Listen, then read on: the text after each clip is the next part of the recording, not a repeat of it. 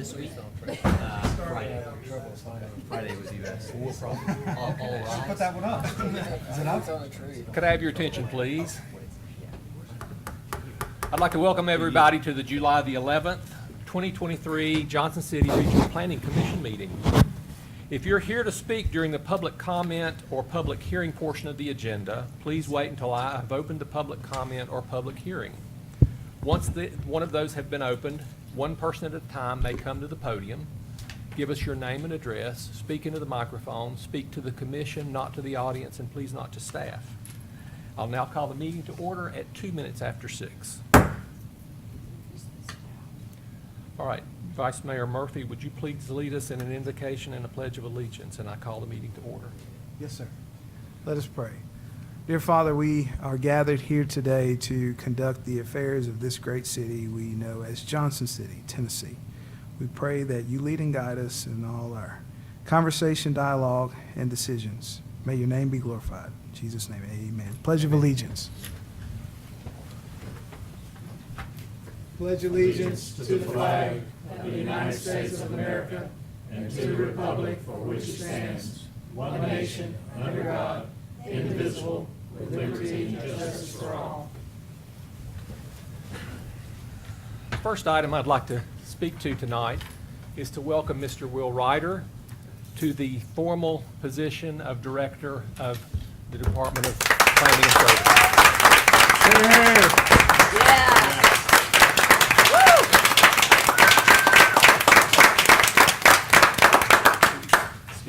I say that on behalf of the whole commission. Does anybody else have anything they want to add to that? Here, here. Yeah. Best decision ever. Yep. Thank you very much. Finally got it right. Thank you for your diligence to get us to this point, and thank you for your diligence going forward into the future. We've got a long road ahead of us, and I'm glad to have you at the head of the ship. All right, we have an agenda before us for tonight's meeting. Does anyone have any changes or adjustments to the agenda? I move for approval. Second. All right, I have a motion for approval and second for the agenda. All in favor say aye. Aye. Any opposed? All right, we have a minutes from the June 13th meeting. Does anyone have any corrections or adjustments to the minutes? Move we accept as presented. Second. All right, I have a motion and a second to accept the minutes as presented of the June 13th meeting. All in favor say aye. Aye. All opposed? All right, I've got a short diversion which I'll have to start to get used to. We have a new section on our meeting agenda called public hearings. Public comment. And that is a opportunity on any city meeting where the public is offered the opportunity to speak to make comments or speak to an issue that's germane to the agenda of the meeting that night. Does anyone have any public comments? Okay, seeing none, we'll proceed to the next item. Thank you very much. All right, we have on the consent agenda one item, a bond release for Cardinal Forest Phase 3. Does anyone have any questions, or does anybody want to pull that for discussion? Move we accept the consent agenda as presented. All right, I have a motion to Second. accept and a second. Any discussion?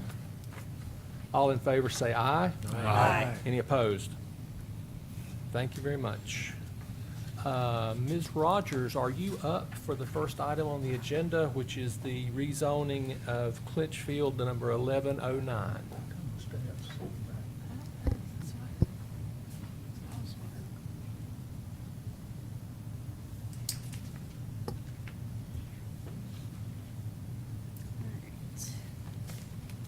Good evening. Good evening. Good evening. Okay, so we have 1109 Clinchfield Hotel and Office Building rezone. I'm going to say right now that you guys can have this option. There's another item following this item for right-of-way abandonment associated with this. They go together, although they are two different motion items. You have the option of hearing both of the items and then opening public hearing a single time for both, and then making two motions for each of those items after that public hearing and discussion. I'm happy to do that. Thank you. So the request is to rezone this site shown in hatched lines from both the R4 district and the MS1 district to the B4 district. And it will also involve a little bit of a right-of-way abandonment and a future plat.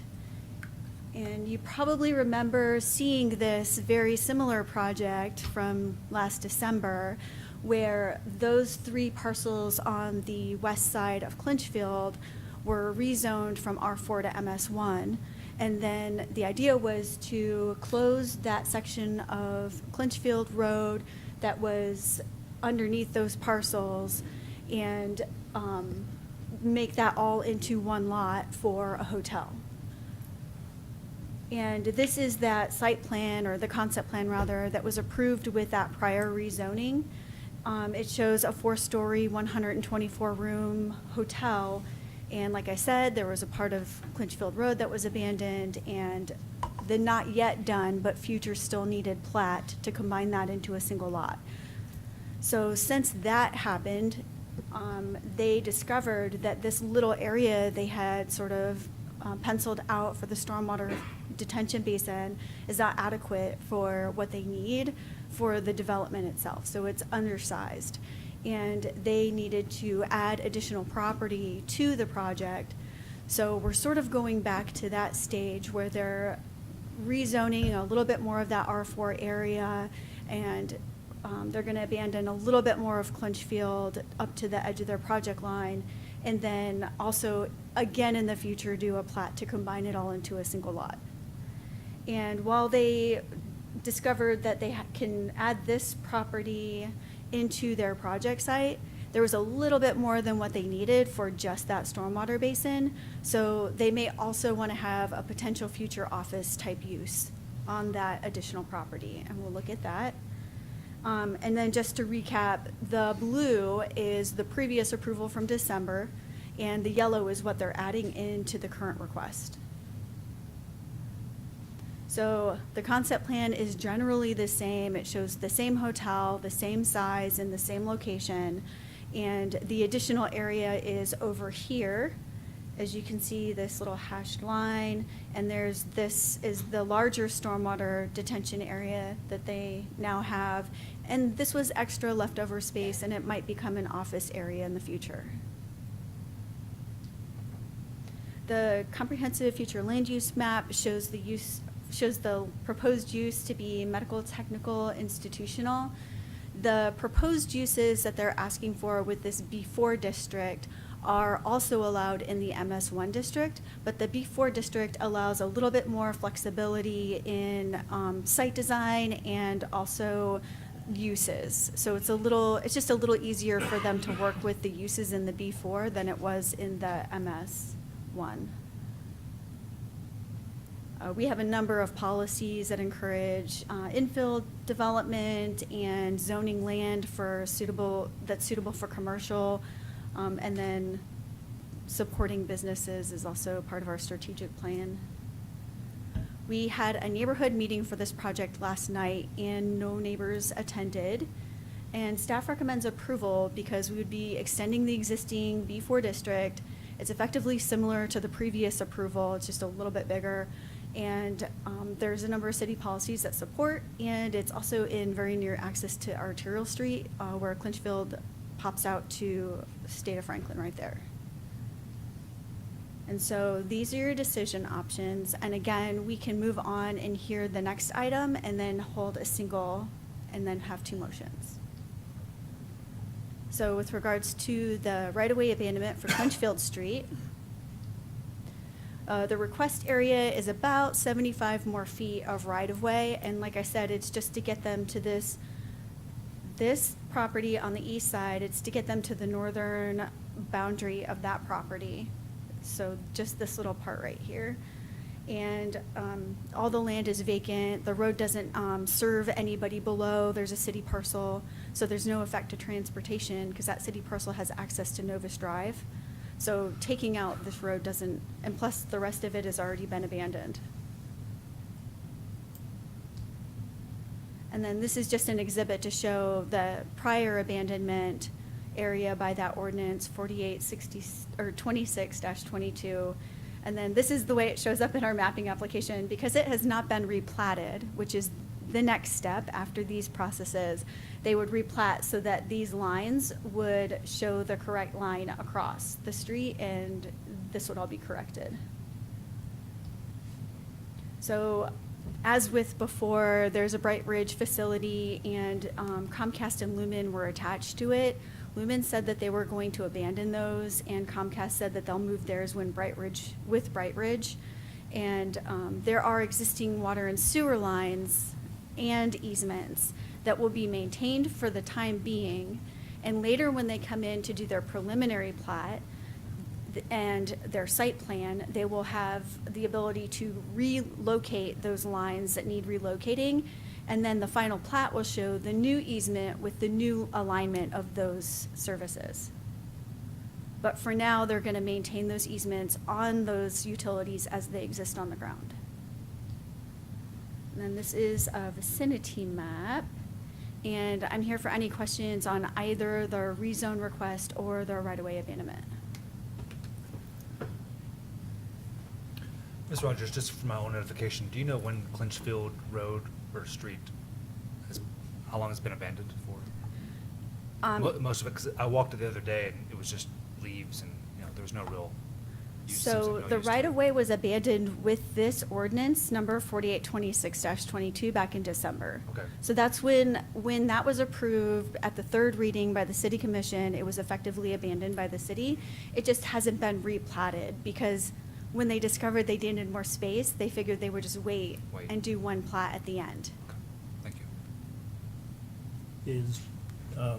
Is all of Clinchfield abandoned all the way back to state of Franklin? No, so there will be a remaining public right-of-way that we can get to. Let me see if I have a good drawing that'll show us. I guess we can work with this. So this is that commercial that's facing state of Franklin, right? And this is our site approximately here. So Clinchfield will still be public street from around here out to state of Franklin.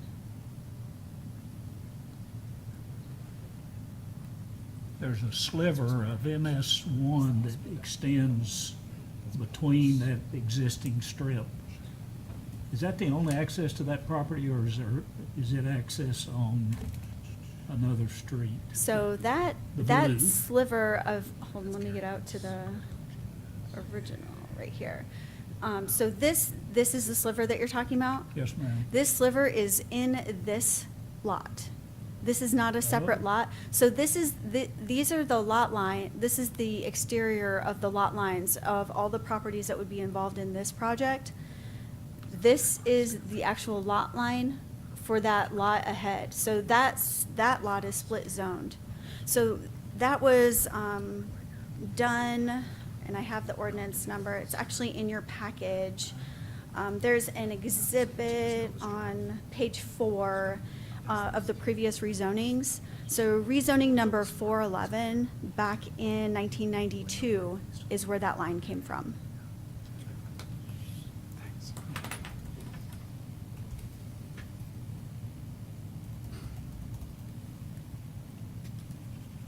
Any other questions for Ms. Rogers? Thank you, Ms. Rogers.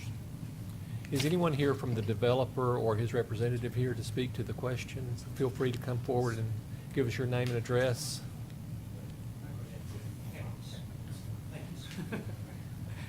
Good evening. Good evening. Todd Wood, 1804 Galen Drive, Johnson City. Let me see if I can get to the site plan here. Which direction do I need to go here?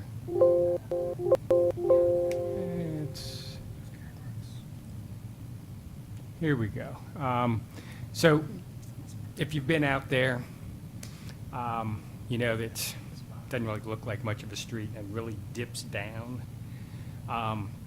In order to work the grades out where that road dips down, we need to be climbing. So that's one of the reasons for the additional right-of-way abandonment. You've also noticed up near State of Franklin, it's got some curb and gutter, but then after that, the pavement's broken up. We're actually going back, this is the entrance to the rear parking lot of that commercial building. We're going a little bit on the State of Franklin side and rebuilding the road to public standard. So you're going to get a better road than what's there now, but we need the additional right-of-way in order to climb.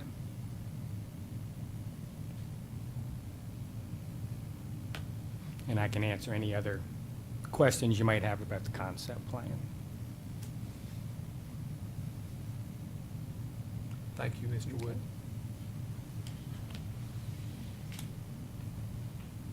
Good evening, Mr. Chairman, members of the Commission. Ben Dutton, 7 Cox Farm Court, Johnson City, Tennessee. Here to speak to the case before you this evening, really in case you have any questions as it pertains to the development as a whole, and to express our appreciation to staff for accommodating and helping as we learned more about the site and had to pivot a little bit and add more land and add to the confusion. Any questions? Thank you, Mr. Dutton. Thank you, Mr. I'm going to open the public hearing for this question. Is anyone here to speak in favor or against the proposal from the public? Seeing none, I'll close the public hearing. Okay, it resides now with us. Questions or discussion? Okay, I think in order would be to move forward, we need 2 motions. I'd like to make a motion to approve the rezoning 1109 as presented by staff. Second. And are you going to make 2 motions? I think we have to vote on Vote this. on- We have to do You need to that. vote. Separately? Yes. Okay, I'm sorry. That's okay. So we have a motion to rezone the property to B4, and we have a second. All right, any further discussion? Ms. Lawrence, please call the roll.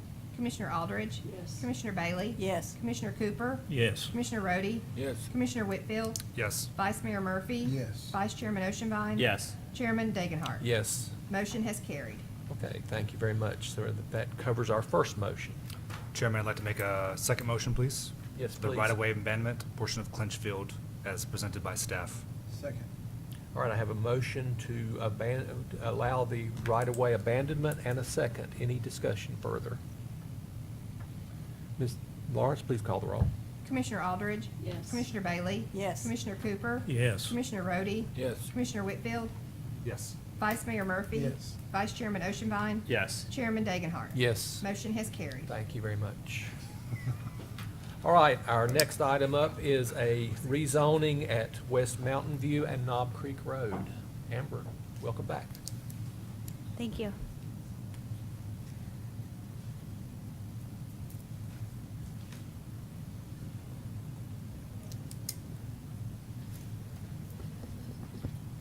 Okay, we have 1105, Knob Creek and Mountain View. And for this one, the applicant would like to rezone the property you see here from RP3 to R5 to allow development of an apartment complex. Just a couple pictures of the site. This is from the shared driveway. This is Knob Creek, the shared driveway with the FBI building, which is over here, just looking sort of catty corner into the site. And this is the site looking from Mountain View. And just a little bit of perspective regarding topography. The site, if you go from west to east, from Mountain View, it's sort of flat in the middle, and then towards the eastern end, it starts dipping down, and the eastern border is defined by Knob Creek, and there's a depression over here. And this is the floodway for Knob Creek on the eastern boundary of the property. So back in January of 2022, some of you probably remember seeing this project. It was a planned development for 178 townhomes, and they requested it to go from B4 to RP3, and I put quite a bit of detail about what happened previously in your packets. But I'm happy to answer questions if you have any. And just to compare that to what they're proposing today, it's a 324-unit apartment complex with the amenities located near Mountainview, and all of the parking and stormwater is over here in that depressed area that we just looked at. And the site shows about 16% open space.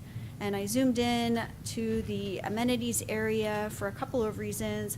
One is so that you can see the detail of the right turn deceleration lane from Mountainview into the site, and all of the regular requirements, landscape yard, and they're also going to install a 5-foot sidewalk. And then here's the amenity area over here. And zooming into the Knob Creek entrance, you can see that they noted that there are future road improvements that are going to be done by the city, both to Mountain View and to Knob Creek. And that is, so for that reason, they're not going to install the sidewalk along Knob Creek. They're going to pay the fee in lieu instead, because to put it in, not knowing exactly where it's going to end up when the city does our improvements is kind of a bad idea.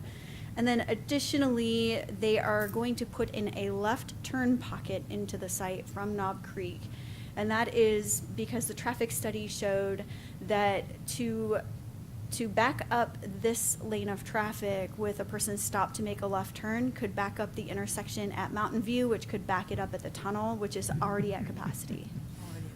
So they're gonna be putting in that temporary left turn lane, which will ultimately get scrapped when the city comes in and does theirs, but we don't know the timing of those improvements to Knob Creek, and we couldn't chance leaving that up to fate.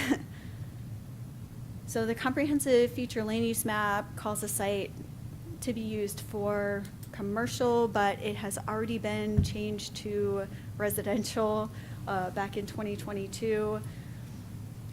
It still is a reasonable use to put a pretty high density, and you can correlate that to the intensity of a commercial use. So it isn't out of keeping with the plan. And just a general overview of the site, we all know what it looks like.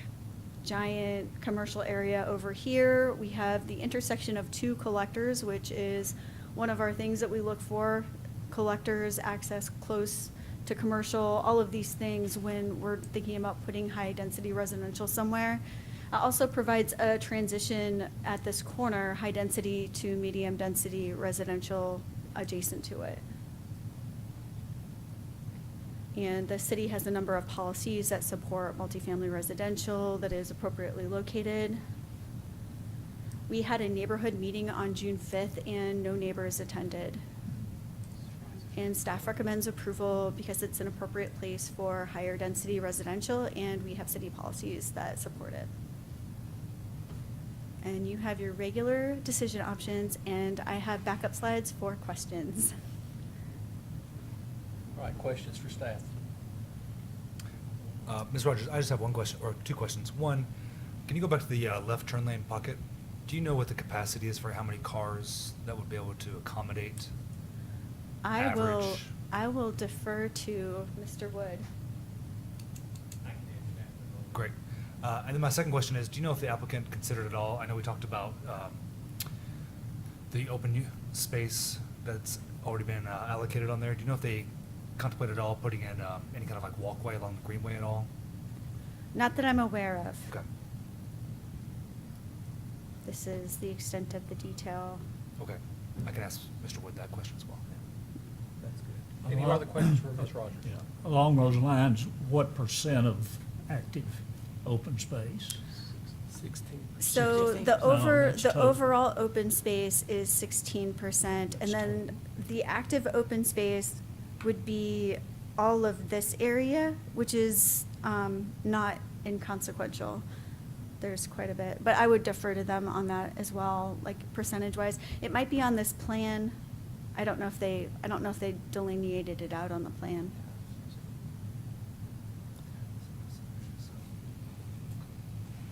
But they would, during the site plan review, they would have to provide all of those details that show that they're in compliance with with that open space ordinance. But they're well in excess for multifamily at 16% totally.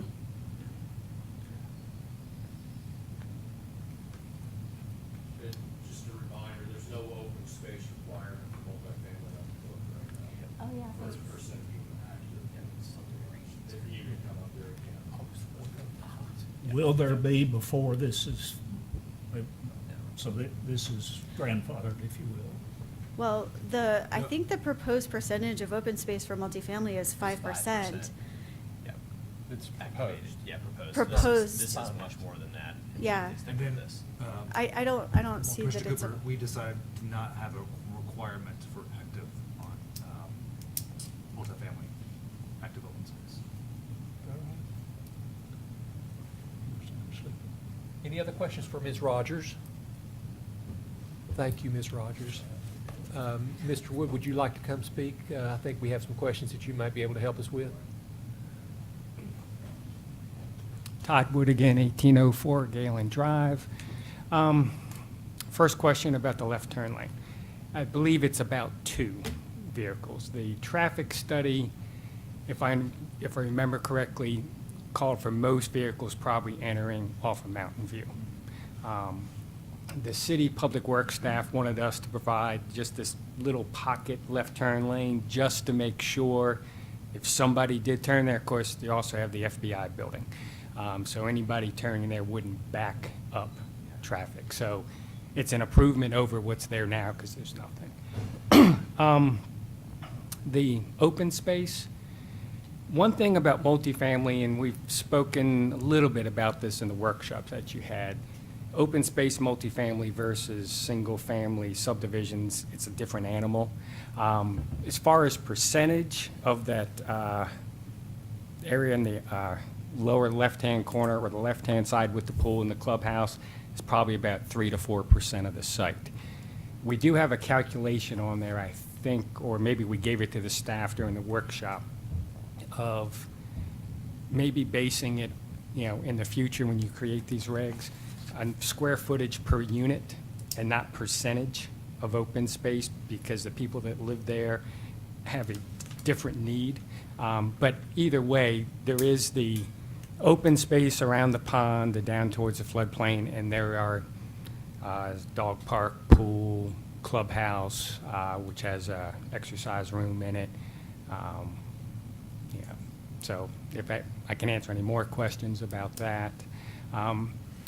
When you mentioned Greenway, you're talking about down along the stream? Correct, yes. No, we have not looked at that. We've got floodplain down there, and we've got some steep slopes that are down there, so I'm not sure whether we could really physically do it or not. And we also have a stream buffer with the state we have to stay out of. So I'm not sure we could really do that. Thank you. Would the Mountain View Road coming into Knob Creek, it can get pretty hectic there at that. I've been there, yep. Yeah, you've been there. I'm kind of surprised, when I was looking through the traffic study, I was shocked it didn't recommend putting in a turn lane for those coming from, I guess, the north side of Mountain View, coming down towards Knob Creek, to have a left turn lane into the site.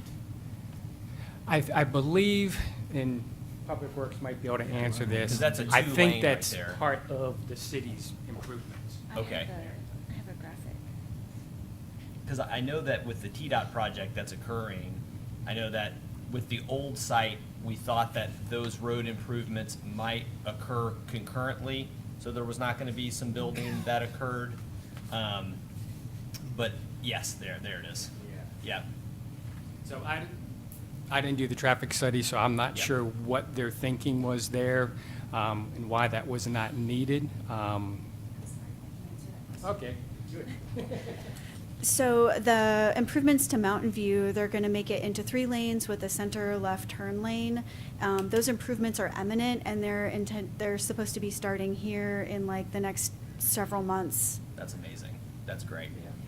I guess, well, that's great news. That answers my first question. That's nice for y'all as well. Yeah, it was great. Great answer. I That's like a that. perfect timing to put this in. My second question is I guess to yourself and the city as well, Mm-hmm. is why are we making them pay a fine for that sidewalk if they would have to tear it up anyways if they built it, and we're making them pay a fine for it? It seems like, at least they're on Knob Creek, right? So they're not building the sidewalk on Knob Creek as part of the project, so therefore they're paying a fine. Is that correct? It's a fee in lieu. A fee, and how much is that? The fee is intended to pay for that sidewalk being constructed in the future. So it's not a fine. I it's- see. They're paying for the future build of it. That makes sense. Okay, Right, thank you because for they're explaining putting that. in 324 residential units. These Yeah. people need a sidewalk to walk Absolutely, on. I agree. It's to support the project. In the future. Got it. That makes sense. Yeah. That's perfect. Thank y'all. Yeah, the reason why we can't do that is there's major grading the state or the city would have to do those improvements. Don't pay for it twice. So, Makes exactly. sense. There's no Yeah. point in throwing it in the landfill. Absolutely. One thing in big picture, cities focused on infill development. So, there is an increase in density. We're at up to 324, was it like 216 before? So that may give some people some heartburn, but this is where you want that density. If you don't have the density here, then these projects are going to be further out, and then you're going to have increased police, fire, school costs, all that. So this makes sense for it to be here as opposed to someplace else. I know, some people that drive that area, and I used to live in this area. It's going to add more traffic, but this is where this traffic needs to be, especially with the upcoming road improvements. And answer any other Is questions? this you going may to be predominantly rental property? Yes, Or it will yes. be rental? Yes. Very good, thank you. Any other questions for the developer? They may have a few more. Thank you, Mr. things. Wood. Good evening again. Ben Dutton, representing the applicant in this case. If there are specific questions as it pertains to the configuration of the property, I'll be happy to answer those. In terms of what this will look like, this will look very much like Universal at Mockingbird. It'll look very much like Universal at Gray. It's going to be very typical of the kind of product that we typically deliver in these communities, and so that's going to be a mix of 1 bedrooms, 2 bedrooms, and 3 bedrooms. The 1 bedrooms and the 2 bedrooms, some of those will be apartments. Other 2-bedroom units will be townhomes, and there will be 3 bedrooms that will be townhomes. 3 bedrooms will be townhomes as well. But so characteristically, this is all going to be two-story development, which we found our tenants really like. It is all rental. As you all know, we don't sell stuff. We develop it. We keep it for forever. So. That's exactly what this community is going to be. If there is, I think with respect to the amenity package, Amber did a great job actually of showing you around there. So we have the clubhouse, which will have the gym in it, the pool, the playground, and the park as well, a dog park. If there are specific questions, we do have a presentation that will give you detail if you like. If you don't, that's fine too. I don't want to take up everyone's time when you know what we're building anyway. I have a question. Commissioner Dutton, could you tell me, with respect to the rents, do you guys have a projections of what those rents for the 1 versus 2 apartments would be? We do, and it's a little difficult to say now, but I'd say ranging from it's going to be ranging from around $1,200 a month for a 1 up to maybe a little less than that, David. Okay, yeah, so ranging up to say 1,800, I think for the 3. Thank you. Yeah. Yes, sir. Thank you, Mr. Dutton. All right, I'm going to open the public hearing. Is anyone here to speak in favor or against the question from the public? Seeing none, I'll close the public hearing. So now, questions for us?